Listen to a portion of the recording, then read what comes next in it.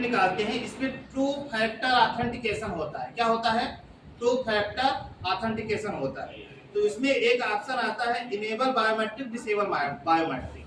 तो आपको क्या करना है कि इसमें से 16 डिजिट का वीआईडी नंबर होता है। कितने डिजिट का? 16 डिजिट का वीआईडी नंबर होता है। उसको आप डालेंगे। डालने के बाद एक ऑप्शन आएगा अनेबल बायोमेट्रिक और डिसेबल बायोमेट्रिक।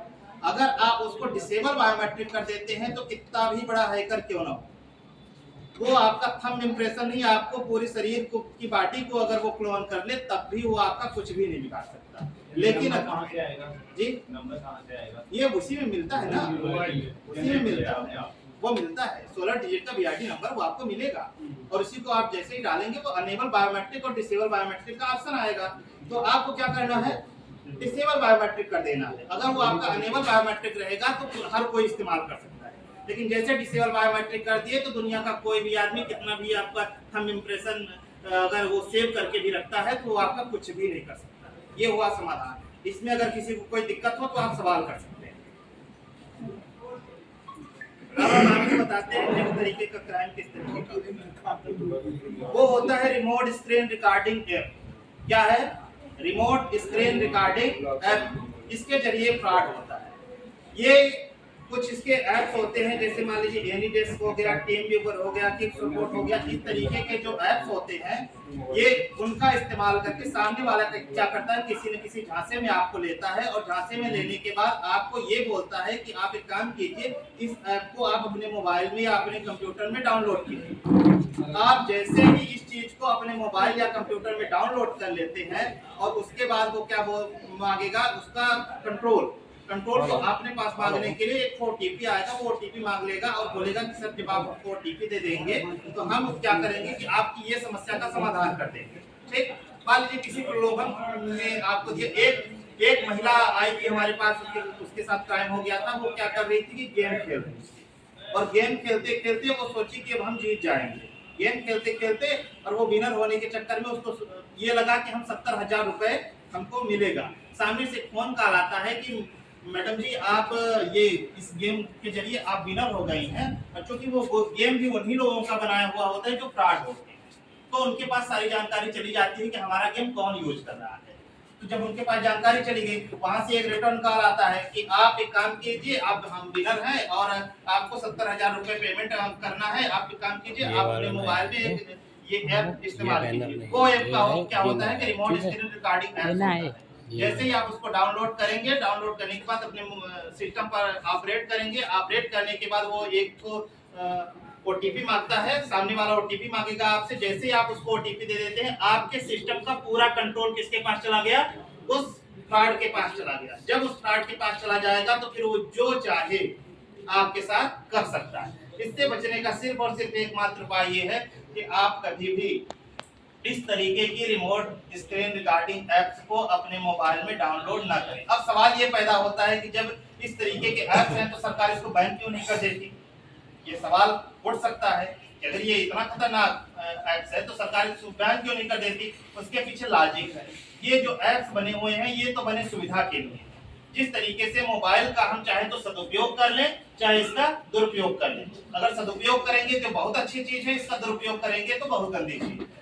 तो होता क्या है कि वो ऐप्स इसके लिए बना होता है। मान लीजिए कि आप कोई न्यू लैपटॉप खरीदे और आपके लैपटॉप में कोई गड़बड़ी आ गई, तो आप कहाँ परेशान होंगे? आपको जानकारी तो है नहीं। तो आपकी जो टेक्निकल टीम होगी उस लैपटॉप की, तो वो क्या करती है कि इसी रिमोट स्क्रीन रिकॉर्डिंग ऐप्स के जरिए आपके सिस्टम का वो कंट्रोल लेके उसमें सुधार कर देती है। अगर उसमें किसी भी तरीके की गड़बड़ी पाई गई वो सुधार कर देती है। ये बनाया तो अच्छे काम के लिए गया, लेकिन इसका कुछ लोग गलत इस्तेमाल करते हैं। इसलिए सरकार इस पर बैन भी नहीं लगा पा रही है जानबूझ के। वो चाह के भी बैन नहीं लगा सकती, क्योंकि कोर्ट में ये बात साबित ही नहीं हो सकता कि ये चीज गलत फर्जीवाड़े करने के लिए बनाया गया है। अब कोई गलत कर रहा है तो उसमें वो ऐप्स बनाने वाले की कोई गलती नहीं। तो इससे बचने का सिर्फ और सिर्फ एकमात्र उपाय यही है कि आप ऐसे ऐप्स को इग्नोर करें। कोई भी ऐसा कॉल आपके पास आए तो उस कॉल को रिसीव ही न किया जाए। अगर आप रिसीव भी कर लेते हैं तो ऐसे अगर कोई रिसीव करने के बाद ऐसे ऐप्स को डाउनलोड करने की बात बोलता है तो आप तुरंत कॉल कट कीजिए और ऐसे ऐप्स को अपने मोबाइल में इंस्टॉल करने से बचिए। इसका सिर्फ और सिर्फ सलूशन यही है। इसमें किसी को कोई क्रॉस क्वेश्चन करना हो तो आप कर सकते हैं। अब हम आपको बताते हैं नेक्स्ट टाइप का क्राइम, वो है एटीएम क्लोनिंग। एटीएम क्लोनिंग बहुत बड़ी समस्या है। एटीएम तो हर आदमी के पास है, लेकिन होता क्या है कि जब हम किसी भी एटीएम में जाते हैं, पैसा निकालने का प्रयास करते हैं, तो सामने वाला कब हमारे साथ फ्रॉड करेगा हमको जरा सा भी नॉलेज नहीं होता है, क्योंकि एटीएम तो हमारा है, प्राइवेसी भी हम कहीं किसी को नहीं दे रहे हैं, सब कुछ हमारे पास है, लेकिन ये कैसे होता है, ये एक बहुत बड़ी समस्या है। तो इसका ये समस्या होती कैसे है ये आपको बताते हैं। देखिए होता क्या है, जो एटीएम जहां पर आप कार्ड प्रेस करते हैं, क्या करते हैं, कार्ड प्रेस करते हैं, जहां पर आप कार्ड प्रेस करते हैं तो वहां पर सामने वाला जो फ्रॉडस्टर होता है वो क्या करता है कि एटीएम का कैमरा ऑन किया, वो ऑफ किया, ऑफ करने के बाद जहां पर हम कार्ड प्रेस करते हैं वहां पर उस चीज को निकाल के अपना दूसरी डिवाइस को इंस्टॉल कर देता है। दूसरी डिवाइस को इंस्टॉल कर दिया, उतने आकार की वो पहले से बनाया हुआ रहता है, उस डिवाइस को इंस्टॉल किया, उसमें कुछ गोंद टाइप से या फेविक्विक टाइप से कुछ ऐसा चीज चिपकने वाला लगा देता है कि जैसे ही आप उसमें कार्ड प्रेस करते हैं तो आपका कार्ड वहीं पर फंस जाता है। और जैसे ही आपका कार्ड फंस गया तो वो डिवाइस ऐसी डिवाइस होती है कि वो आपके जो डेबिट कार्ड है उसका पूरा स्कैन कर लेता है। हाँ, उसका पूरा स्कैन कर लेता है। जैसे स्कैन कर लिया तो उसको अब किसी चीज की जरूरत नहीं, आपका पासवर्ड भी वहां पर एक कैमरा भी वो लगा देता है, तो आपका पासवर्ड भी वो पा गया, आपके डेबिट कार्ड का पूरा स्कैन कर लिया। अब वो चाहे तो जितना मर्जी आए आपका पूरा अकाउंट भी खाली कर सकता है, आप कुछ ना कर पाएंगे।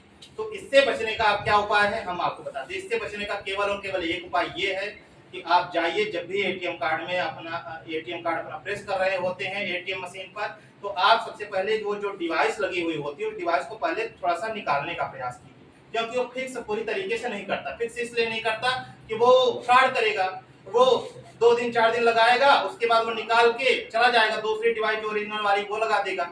वो अगर देखिए, अगर वो डिवाइस निकल रहा हो या थोड़ा